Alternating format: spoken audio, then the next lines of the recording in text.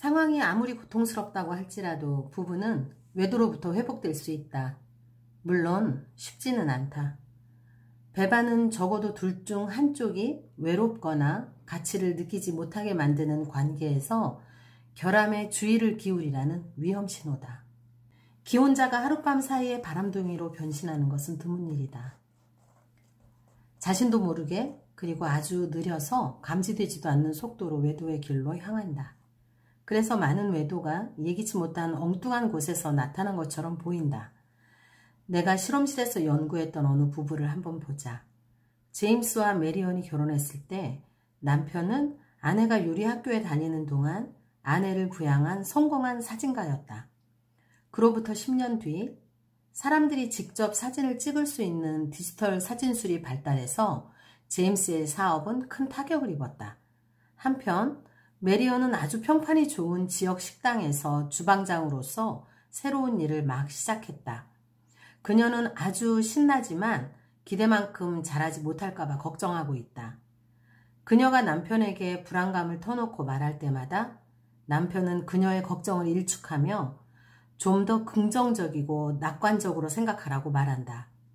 그런 말들은 남편이 항상 자기 자신에게 했던 충고와 같다. 남편은 자신이 아내를 지지해주고 있다고 생각하지만 그녀는 남편의 말이 자신을 무시하는 것으로 여겨져 상처를 받는다. 하지만 그녀는 남편에게 말하지 않는다. 한편 제임스는 메리언의 성공을 자랑스럽게 여기는 척하지만 마음속으로 큰 불안과 자기 회의를 느끼고 있다. 그들 부부의 직업 전망과 수입에 예상하지 못했던 차이가 발생하면서 제임스는 지배적이었던 엄마에 대한 기억을 떠올린다. 제임스의 엄마는 그의 아버지를 끊임없이 무시했다. 메리언이 일하느라 너무 바빠서 자신 곁에 없는 것처럼 느껴져 남편의 두려움은 고조된다. 그는 외롭고 화가 나서 아내가 이기적이고 의기양양하고 거만하다고 생각하기 시작한다. 그는 좀 더 사랑스럽고 현재 자신의 어려운 처지를 지지해주는 아내를 마음속에 그린다. 제임스는 분노를 키우며 자기를 흠모하던 옛 여자친구에 대한 생각을 많이 하는 자신을 발견한다. 옛 여자친구가 자신을 대하는 태도는 요즘 메리언의 태도와 극명한 대조를 이루었다고 느낀다. 그는 이런 생각이나 느낌을 아내와 전혀 나누지 않는다. 그들은 각자 불만에 대해서 입을 다물기 때문에 둘 다 가슴에 화가 들끓고 서로에게 거리를 두고 있다는 것을 안다. 그들은 부정성에 고착되고 불신으로 가는 길에 있다. 그들의 관계가 위험에 처해 있다는 것이 제3자에게는 분명하게 보이지만 당사자들은 본인들이 위기에 놓였다는 것을 인지하거나 인정하지 못한다. 그들에겐 살다 보면 힘들 때도 있다고 가정하는 것이 훨씬 쉽다. 바로 이 시점에서 질문을 받는다면 메리언과 제임스는 서로의 사랑과 지지를 장담할 것이고 둘 중 어느 누가 부정행위를 저지른다는 것은 웃기는 말이라고 할 것이다. 그리고 그것은 진심일 것이다. 어느 비 오는 날 아침 근처 커피숍에서 빨간머리 여자가 제임스의 발에 우산을 떨어뜨린다. 그녀는 사과를 하고 제임스는 그녀에게 괜찮다고 말한 뒤 대화를 시작한다. 사람들이 줄 서서 커피를 기다릴 때 흔히 나누는 유쾌하고 피상적인 대화다. 그녀가 커피를 받아들고 갈 때 제임스에게 환한 미소를 지어 보이는데 그 미소에 제임스는 뜻밖의 두근거림을 느끼고 기분이 꽤 상쾌하다. 다음날 제임스는 그녀를 우연히 다시 만나 옆자리에 앉는다. 그들은 대화를 시작하고 통성명을 하고 자기 인생의 전체적인 윤곽을 서로에게 말한다. 그녀의 이름은 준이고 컴퓨터 분석가이며 이웃 동네에 살고 있다. 둘 다 무성 영화 팬이다. 또한 그녀는 미혼이다. 대화 중에 제임스는 주변을 힐끔 둘러본다. 혼잡한 커피숍에서 옆 탁자에 앉아있는 사람과 비슷한 관심사에 대해 말하는 것보다 무엇이 더 순수하겠는가? 제임스는 안심한다.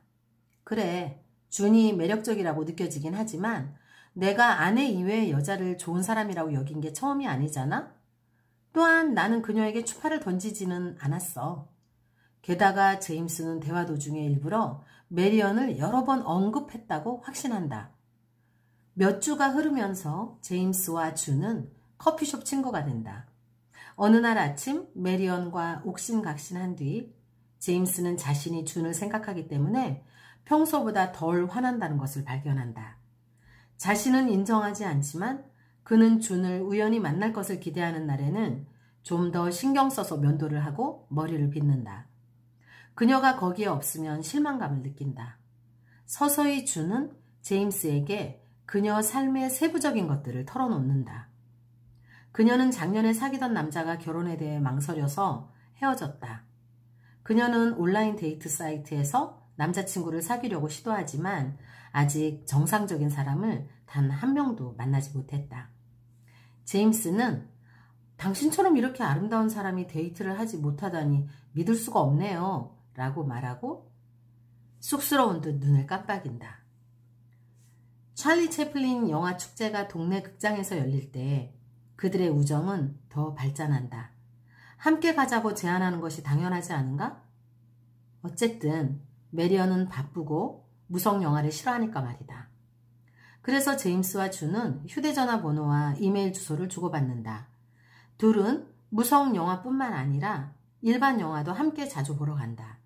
제임스는 메리언이 자신의 의도를 오해할 수 있을 것 같아서 메리언에게 새로 사귄 친구에 대해서 말하지 않는다.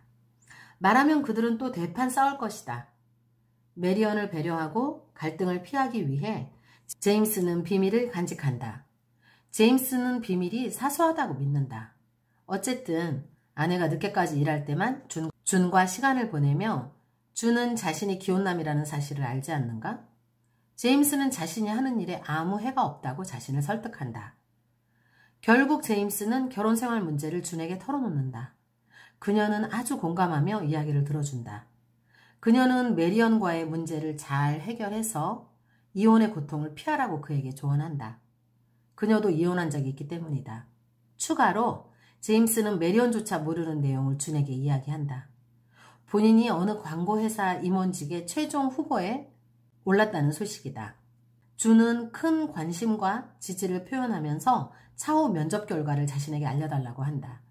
제임스가 다른 후보자에게 기회를 빼앗겼을 때 그는 다른 일에 정신이 홀린 아내조차 뭔가 잘못되었다는 것을 알아챌 정도로 낙담한다.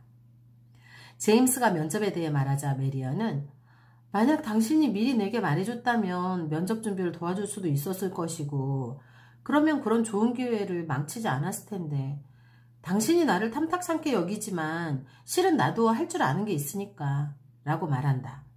그러나 제임스는 당신의 도움 같은 거 필요 없어 라고 맞받아친다. 또 하나의 후회할 만한 사건이 회복 없이 지나간다. 각자 움츠러들고 침묵의 밤을 함께 한 번 더 보낸다. 다음날 제임스가 준에게 취직되지 않았다는 소식을 전하자 준은 제임스를 안아주면서 동정하고 지지해준다. 제임스는 준이 주는 지지와 메리언으로부터 감지되었던 지지 부족의 차이를 주목하지 않을 수 없다. 아내와 달리 준은 비판하지 않는다. 그녀는 자신의 생각과 아이디어에 관심이 있는 것처럼 보인다. 자신이 찍은 사진 몇 장을 그녀에게 보여줄 때 그녀는 자신의 재능에 대해서 신나게 말해준다. 제임스는 메리언으로부터는 더 이상 느끼지 못하는 존경과 존중을 준이 주고 있다고 생각한다. 그는 한참 동안 의식의 가장자리에서 준이 아내보다 훨씬 더 예쁘고 섹시하고 친절하다는 생각이 맴도는 것을 인정한다. 그는 메리언이 아닌 준과 결혼한다면 인생이 얼마나 멋있을까 하는 환상을 갖는다. 이런 반란적인 생각은 그의 감정에 영향을 미친다. 제임스는 아내와의 깊어가는 감정의 고를 느끼고 죄책감을 밀어내고 그 허전함을 준에 대한 생각으로 대체한다. 제임스와 준의 관계는 그들이 만난 지 6개월이 지날 때까지 성적으로는 발전하지 않는다.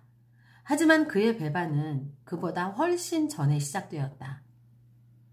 준을 만나기 훨씬 전, 제임스가 자신을 흠모하던 옛 여자친구와 메리언을 부정적으로 비교한 순간부터다.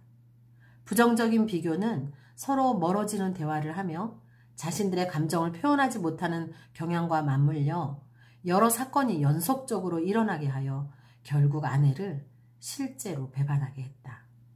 어떻게 배반이 생기는가? 그것은 멀어지는 대화를 하며 배우자의 감정을 무시하는 것으로 시작된다.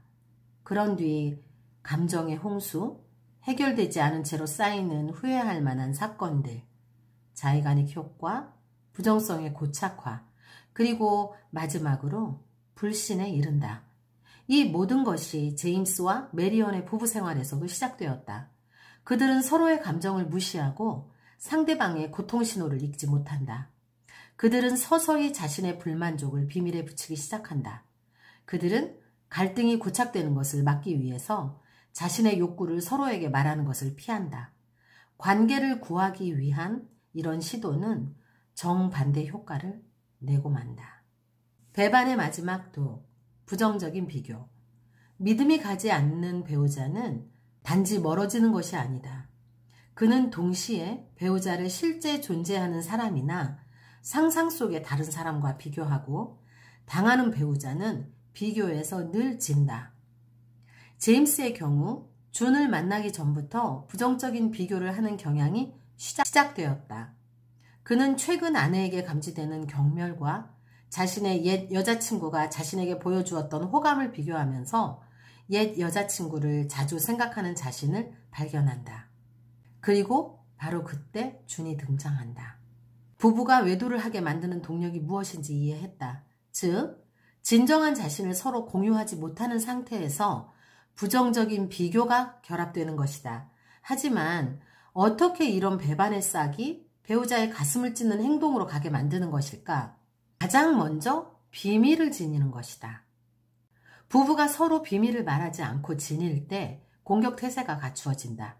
후회할 만한 사건들이 빈발하게 일어나서 부부의 충절을 약화시킬 때 침묵이 시작된다. 제임스가 준을 처음 만났을 때 메리언에게 뭐라고 말하겠는가? 있잖아 여보, 내가 오늘 커피숍에 있는데 아주 멋진 여인이 나에게 말을 걸었어.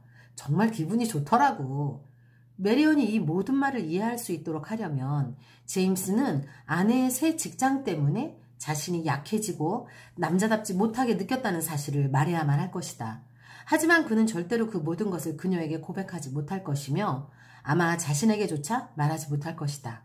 제임스처럼 갈등을 피하는 사람들은 부정적인 감정을 다이너마이트와 동일시한다. 만일 메리언에게 자신이 느끼는 내면의 혼란스러움에 관해 말해야 한다면 그는 결혼, 자살, 폭파범처럼 느낄 것이다. 그래서 그는 준의 존재나 그녀를 만나면서 느끼는 복잡한 감정을 말하지 않는다. 제임스는 그것을 무시하고 단지 부정적인 비교를 좀 더 하게 된다. 하지만 메리언에게 자신의 비밀을 털어놓지 않음으로써 제임스는 아내가 지지와 사랑을 보여줄 수 있는 기회를 빼앗는다. 서로에게 자신의 비밀을 털어놓는 것이 부족하면 신뢰의 열린 창문 대신 부부 사이에 벽이 세워진다. 그 결과 감정적인 거리감이 생기고 비밀을 지닌 사람이 외로워지도록 만든다. 제임스처럼 많은 침입자들은 자신에게 위로와 연결감을 주는 새 사람을 잃어버리는 것을 힘들어한다. 그들은 새로운 관계를 자신의 배우자로부터 안전하게 지키기 위해서 그 둘레에 벽을 세운다. 외도자가 배우자와의 관계를 내다버린다. 일단 배우자가 아닌 다른 사람과 동맹을 맺으면 죽는 날까지 가는 결혼에 대한 시각이 변할 게 거의 확실하다. 마치 전기 스위치가 켜진 것 같다. 부정적 감정의 밀물 현상이 시작되고 자신의 결혼 생활을 재해석한다. 배우자의 단점에 집중하고 장점은 최소화한다. 보호해주려는 배우자를 만사를 자기 뜻대로 하려는 사람으로 여긴다. 배우자의 깊은 애정은 집착으로 바뀐다. 수줍음은 오만함으로 변형된다. 예전에는 배우자를 소중하게 여겼고 다른 관계를 평가절하했지만 이제는 자신의 관계를 평가절하하고 배우자를 쓰레기 취급한다. 이전에는 미래를 함께 상상했고 공유한 목표에 대해서 꿈을 꾸었으며 천생연분을 만나 운이 좋았다고 느꼈다. 그러나 이제 그 반대의 생각이 마음을 흐트러뜨린다. 이런 전환은 잠재적인 애인의 성적인 접근을 수용적으로 만들 것이다. 비밀을 유지하는 것은 거리감을 만든다. 미래의 외도자는 단절감을 느끼면 느낄수록 배우자를 덜 믿는다. 관계 단절에서 본인에게 책임이 있음에도 불구하고 외도자는 배우자가 덜 신뢰할 만하다고 여긴다. 그들은 관계에 관한 질문을 받으면 배우자에게 이기적이라는 꼬리표를 붙인다. 죄가 없지만 불행한 배우자를 오로지 자기 자신만을 위해 애쓰는 것으로 본다. 이 이중적인 배우자는 나는 아직 기혼이다. 그리고 나는 다른 사람과 사랑에 빠지고 있다. 라는 두 가지 상반된 생각을 가지고 있다. 이런 인지적인 부조화를 해결하기 위해서 불충한 배우자는 자신이 취약하고 외로워하는 것은 배우자의 책임이라고 결론 짓는다. 배반자는 이제 새로운 동반자와 성적인 관계를 위한 준비를 마쳤다. 사람들은 소소한 한계를 넘는 것을 자신에게 허용한 뒤 오랜 시간을 거치면서 당신처럼 멋있는 사람이 데이트 상대가 없다니 믿을 수가 없군요. 와 같은 사적인 주제에 대해서 말하고 비밀을 털어놓고 상대의 눈을 들여다보고 잠시 서로를 만지고 그 다음에는 조금 길게 만지고 헤어질 때 뺨에 가볍게 키스를 하고 그 다음에는 그 키스가 좀 더 길어지고 서로에 대한 공상을 하고 마치 서로 떨어져 있는 커플처럼 느끼는 식으로 발전한다. 하지만 새로운 친밀감이 성적으로 변화하기 전에 이미 외도자는 본래 배우자를 사랑하는 능력이 마비된 상태다. 부부의 정서적 친밀감이 약해져 관계의 집은 무방비 상태로 남는다. 가트맨의 부부 감정 치유 중 왜 외도를 하는 것일까? 라는 여러분과 나누어 봤습니다. 제가 이 가트맨의 부부 감정 치유는 거의 관계의 교과서라고 생각을 하고 있어요. 저도 도움을 많이 받았고, 이 책은 제가 정말 밑줄 그어가면서 읽는 책이거든요. 일단 사서 읽으시면 가장 좋지만 바쁜 일상을 보내시는 중에 짬짬이 들으시라고 제가 앞으로도 좋은 내용의 도서들은 여러분들과 꾸준히 공유하도록 하겠습니다. 시청해 주셔서 감사합니다. 좋아요와 구독을 눌러주시면 더 좋은 영상으로 여러분들 찾아뵙겠습니다. 감사합니다.